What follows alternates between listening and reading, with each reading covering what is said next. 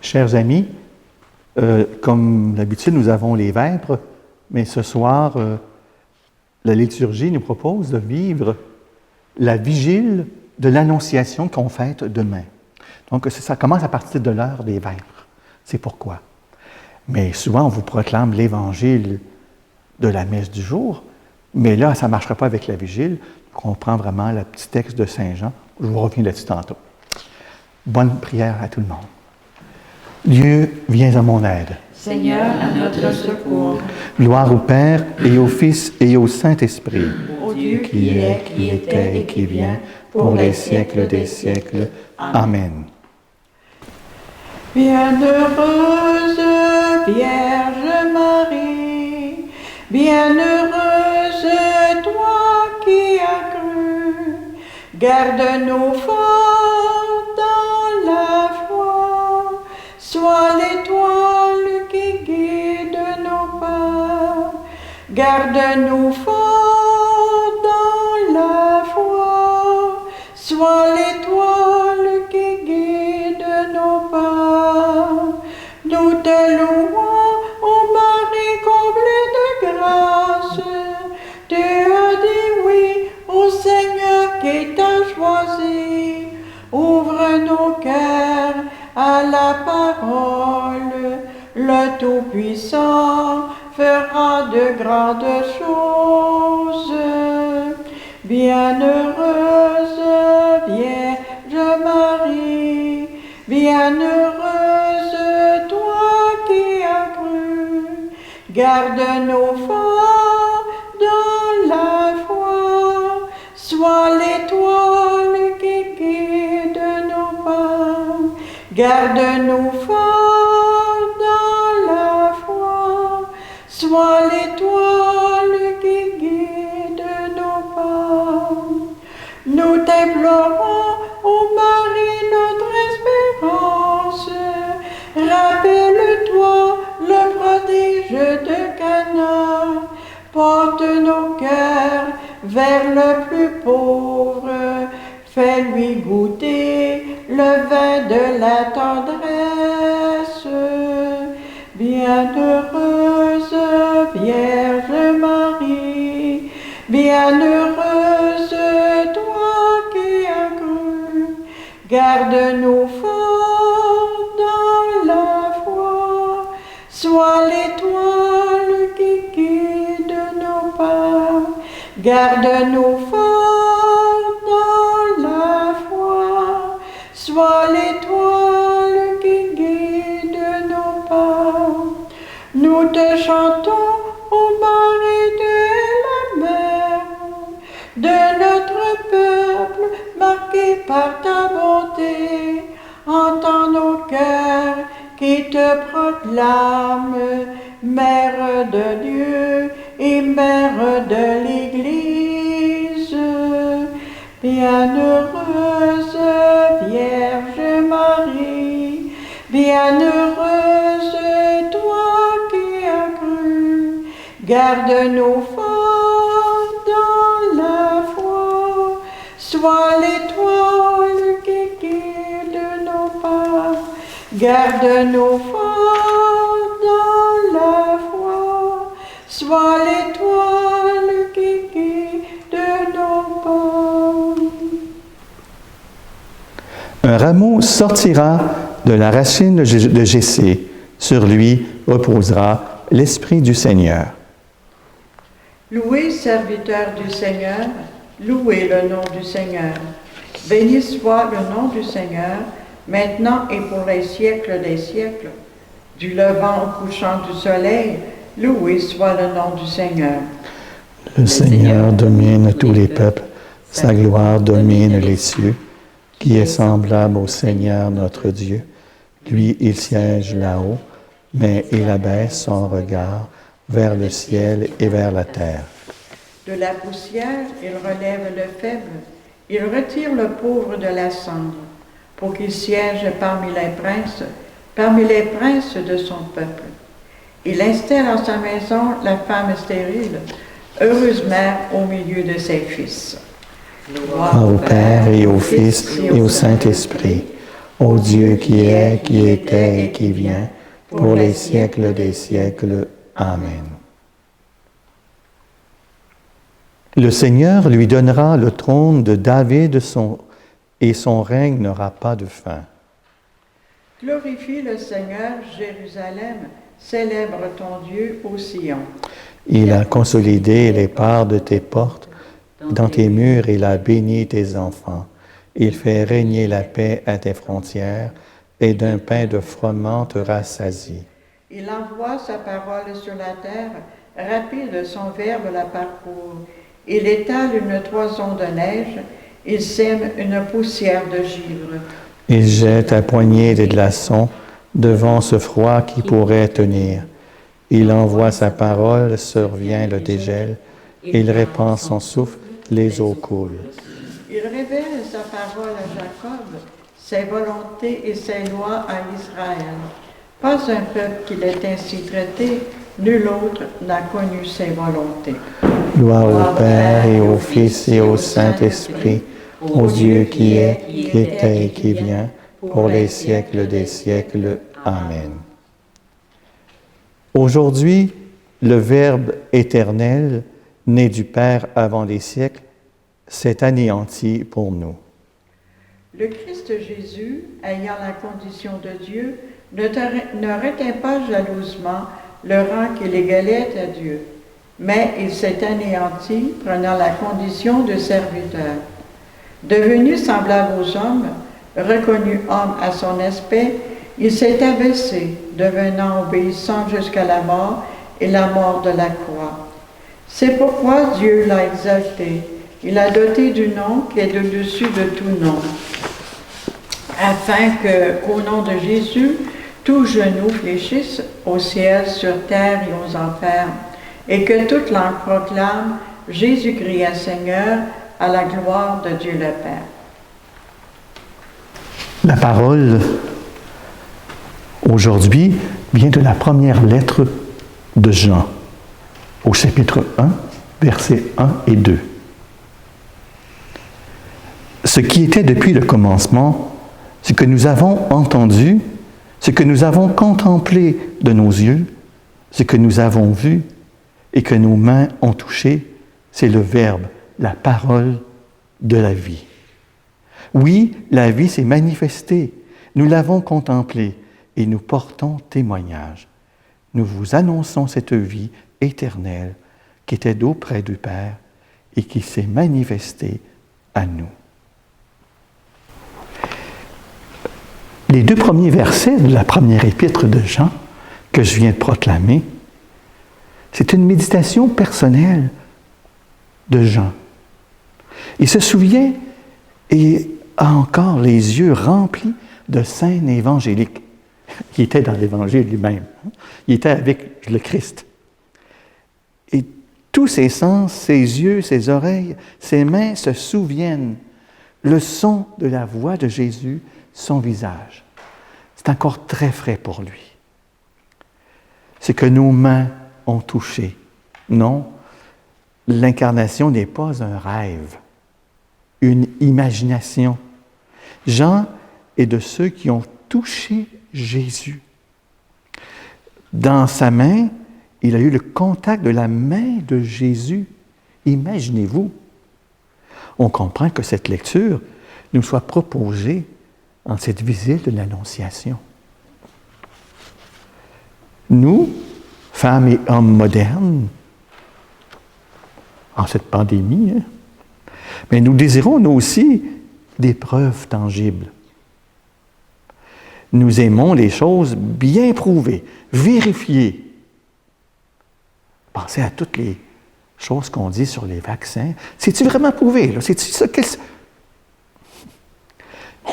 Avec Dieu, on est comme ça aussi. Si notre foi était plus vive, nous aurions, nous aussi, comme Jean, le contact du Seigneur. Demain, on va vivre l'Eucharistie ensemble. Hein? L'Eucharistie, c'est vraiment Jésus dans nos mains. Quand nous venons communier, surtout en ce temps de pandémie, seul moyen possible de communier, quand on a une chance d'avoir une messe, hein, c'est recevoir le pain consacré, le pain de vie, dans nos mains.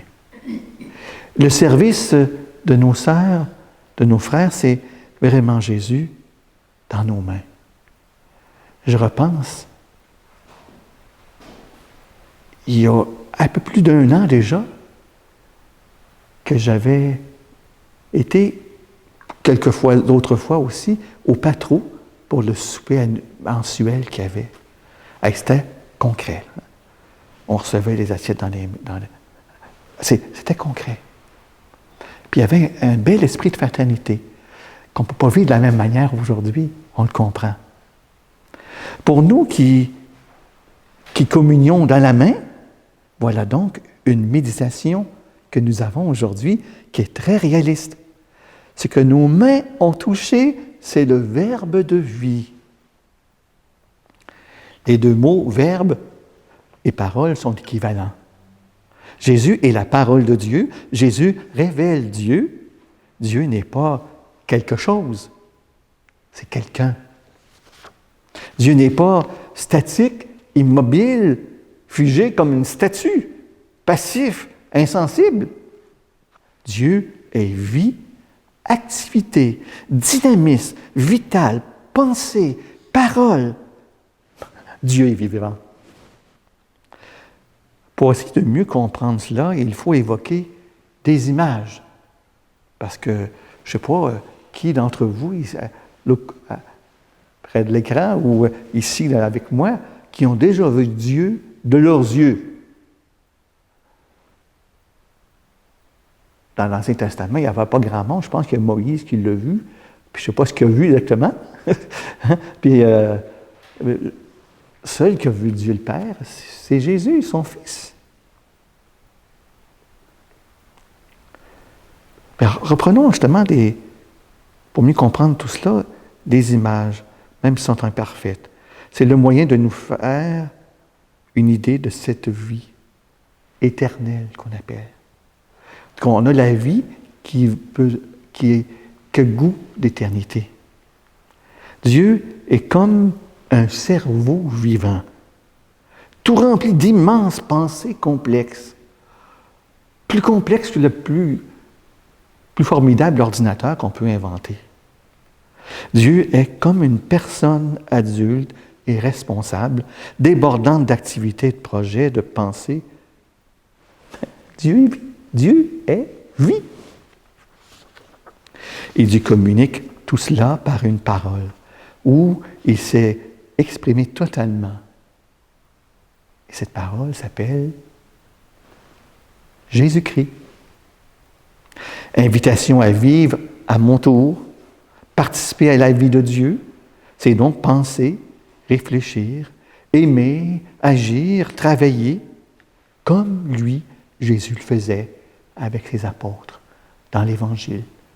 Et pour le savoir comment il faisait ça, on peut relire des pages d'Évangile. C'est d'essayer de reproduire la vie de Jésus, pas la copier. Moi, je la vis comme Bruno. Moi, je vois ici Sœur Louisette, elle vit ça comme Sœur Louisette, elle ne peut pas vivre comme... Mais elle s'inspire de Jésus, la même chose pour Marie-Luce.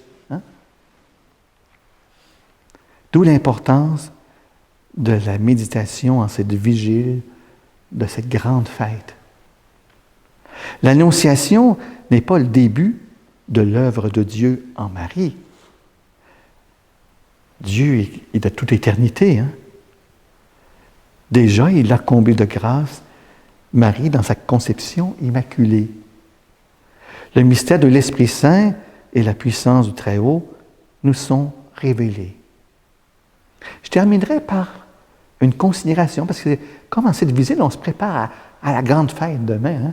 On a comme les premières lueurs de la fête. La fête, comment s'appelle-t-elle? L'Annonciation du Seigneur. C'est une fête du Seigneur. Bien sûr, Marie est dans ce plan-là. Mais c'est l'Annonciation du Seigneur. Et Dieu est venu s'annoncer par l'ange à Marie et elle a dit oui. Écoutons cette annonce du Seigneur pleine de vie en ce mercredi soir. Et justement, comme Marie, chantons la gloire de Dieu. le Magnificat. L'Esprit Saint viendra sur toi et te couvrira de son ombre.